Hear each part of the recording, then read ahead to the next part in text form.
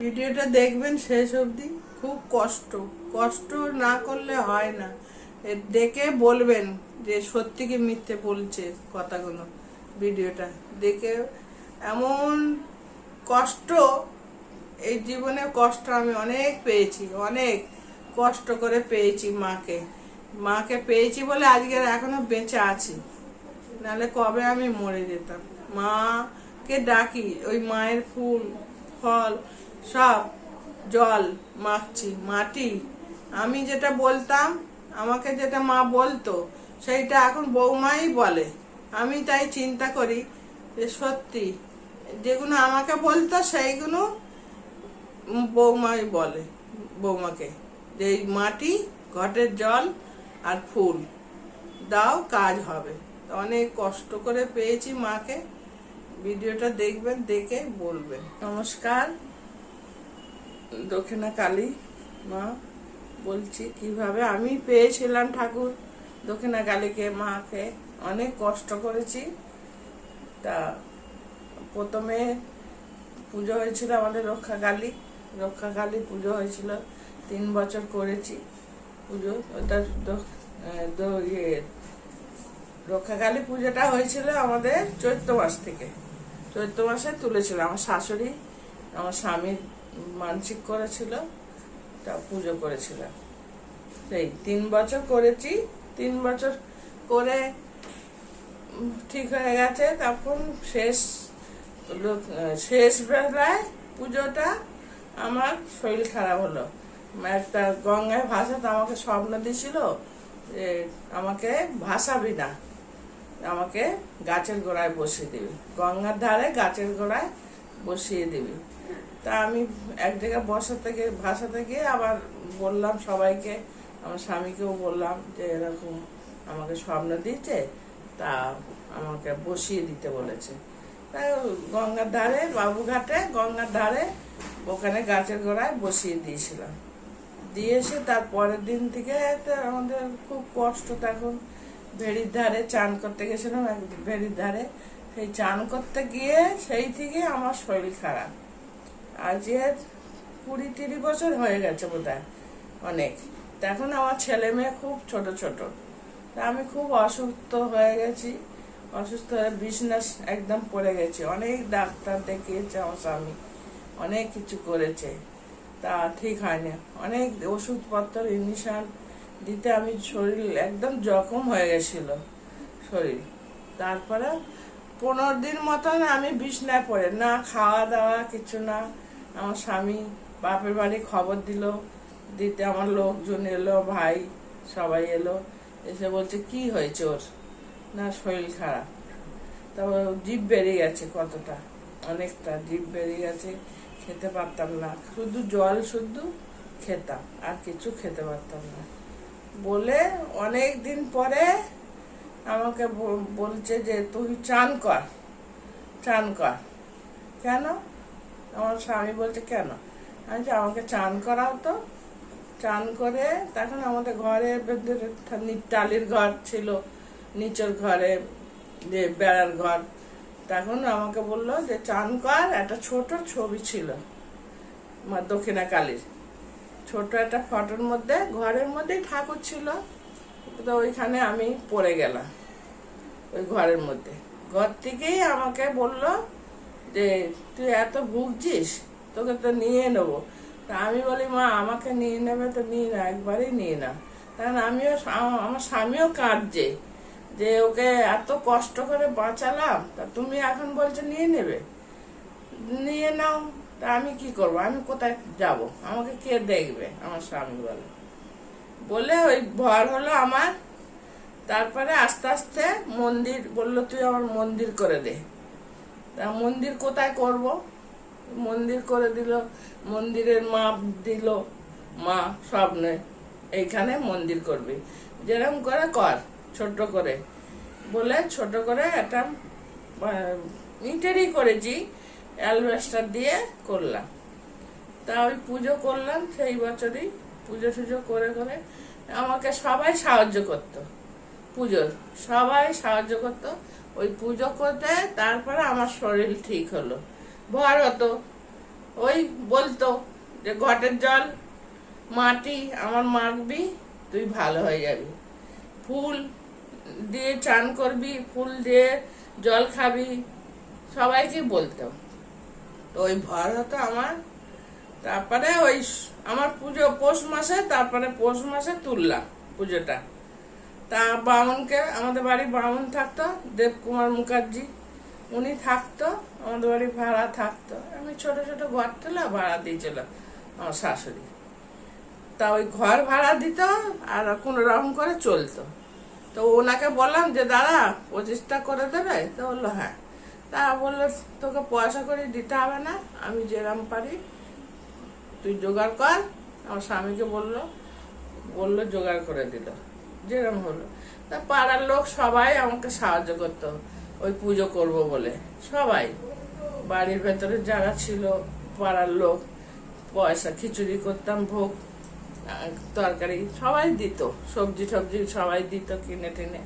তা ওই পুজো টুজো করলাম। তা উনি বললো যে আমি প্রতিষ্ঠা করে দেবো তোর মন্দির। আমার স্বামীকে বললো যে আমি মন্দির প্রতিষ্ঠা করে দেবো বলে উনিই করে দিল।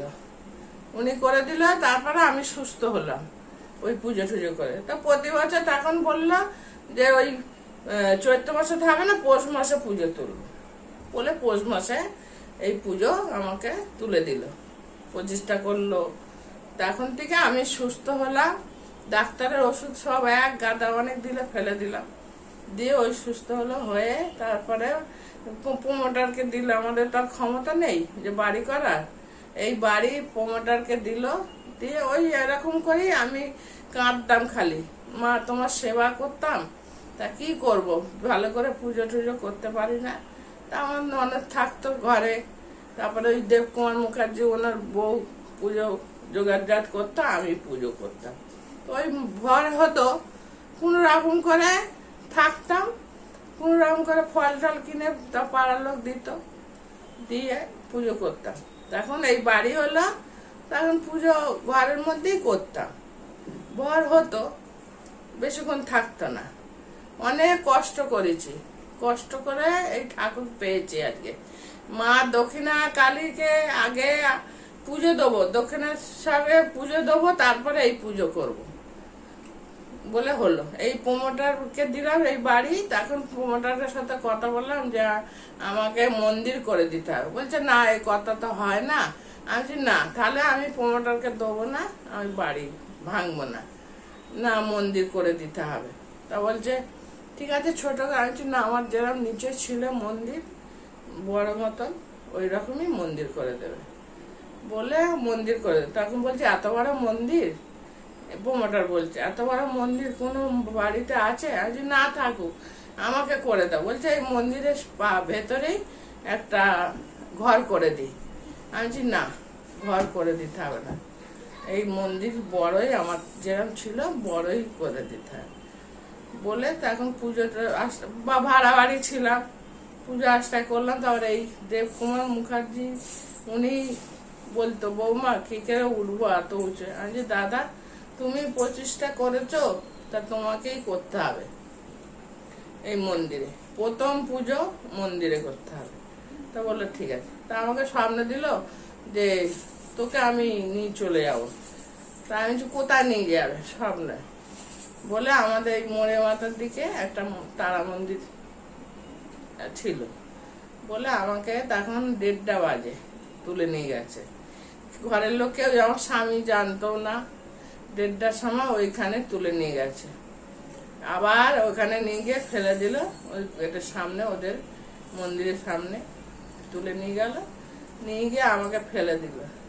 তারপরে কখন ঘরে এসছি জানি না। তা আমার কর্তাকে বলছি যে এরকম এরকম হয়েছিল, বলছে আমাকে ডাক না। আমি ছিলাম সেখানে, আমাকে নিয়ে গেছে মা ট্রেনে, কি করে নিয়ে গেছে কি করে জানবো বলে ওই প্রতিবার ওই পৌষ মাসেই পুজো তুললাম। তখন ওই উনি মুখার্জি উনি প্রতিষ্ঠা করে দিল প্রথম, এই ছাদ বাড়ি ফ্ল্যাট হয়ে গেল, প্রথম প্রতিষ্ঠা করে দিল উনি, পুজো করলো। বলছে আমি এই লাস্ট বৌমা পুজো করব। তা বলছে ঠিক আছে এই লাস্ট। তা উঠবে কি করে, 4 তলার উপরে? আমি যে ওটার জন্য আমি লোক দেবো, তুমি ওঠো, কষ্ট করে ওঠো দাদা, পুজোটা আমাকে কে করবে বলো? কেউ তো আর করবে না। তুমি প্রতিষ্ঠা করেছিলে টালির বাড়ি থাকতে, এখানে কে করে দেবে আমাকে? তখন উনি চিন্তা করলো, ওনার বৌমা, ওনার শিখে দিস করলো যে এরকম বৌমা জোর করছে, তা কি করব আমি? তা বলছে ওটো, কষ্ট করে, বয়সটা তো হয়েছিল ওনার, তা উঠলো, উঠে পুজো করলো সেই বছরে। ওই পৌষ মাসেই পুজো তুললাম।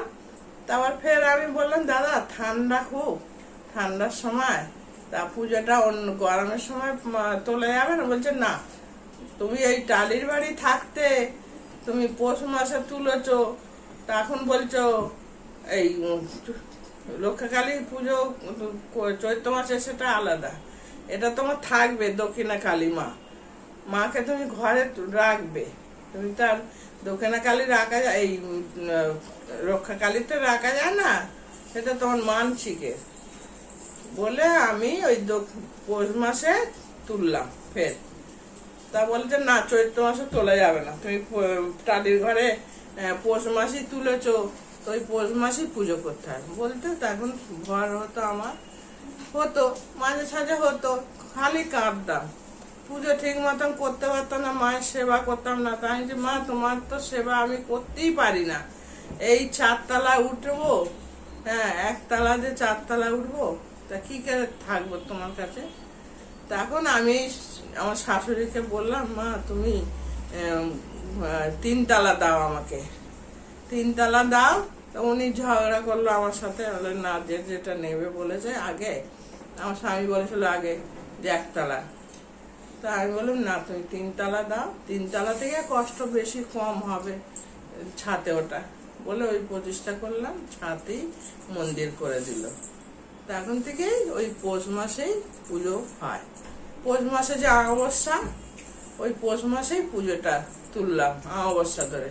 প্রতি মাসে তো পৌষ মাসে করে পুজো হয়, মাসে একটা করে অমাবস্যা হয়, ওই পৌষ মাসেই পুজো তুললাম। উনি দেবকুমার মুখার্জি 2 বছর করেছিল, তারপরে করেনি। তখন ওনার বললাম যে দাদা তুমি তো থাকবে না, তা পুজোটা কে করবে আমার? তা বলছে বৌমা আমার তো বয়স হয়ে গেছে, উঠতে পারবো না, তা কে করবে তুমি বলো? তাই তুমি জামাইকে বলে দিও, ওনার জামাইকে। তা জামাইকে আমি বললাম বাবা তুমি, তোমার শ্বশুর তো পুজো করতো, তা তুমি করবে। বলে আমার শ্বশুর বলেছিল যে আমাকে হতে, আমি তোমার শ্বশুর বলেছিল, তারপরে আমিও বলছি তোমাকে পুজোটা করবে বলে ওই পৌষ মাস থেকেই ধরে রেখেছি। পৌষ মাসে যে অমাবস্যাটা হয়তো প্রতি মাসে বছরে প্রথমে পরে অমাবস্যা, কোনো সময় মাঝে পরে, ওই 1 মাসে একটা করে অমাবস্যা হয়, তো ওই পৌষ মাসেই আমাদের পুজো হয়। তা এখনো তাই আমাকে সবাই সাহায্য করে। আমার তো বেশি আয় নেই, আর আমার ছেলেরও বেশি আয় না। আমার ছেলে কাজ করে হাউস কিপিংয়ে, আমার স্বামী ট্যাক্সি চালায়, ভাড়া ট্যাক্সি, লোকের গাড়ি, সেরকম তো ভাড়া হয় না। তা ওই পুজো আসটাই লোকে আমাকে এখনো সাহায্য করে, সবাই দেয়, বাড়ির ফ্ল্যাটের লোকরাও দেয় বা পাড়ার লোকরাও দেয়, সাহায্য করে পুজো। ওই জন্য আমি একটু পৌষ মাসে একটু লোককে খাওয়াই, ওই খিচুড়ি প্রসাদ ভোগ রান্না করি, সবাই দেয় বলে আমাকে সাহায্য করে বলে তাই। কিন্তু আমার তো বেশি ক্ষমতা নেই যে আমি অনেক লোক বলে খাওয়াবো, সবাই দেয়, সবাই আছে খায়, কিন্তু আমাকে অনেক সাহায্য করে।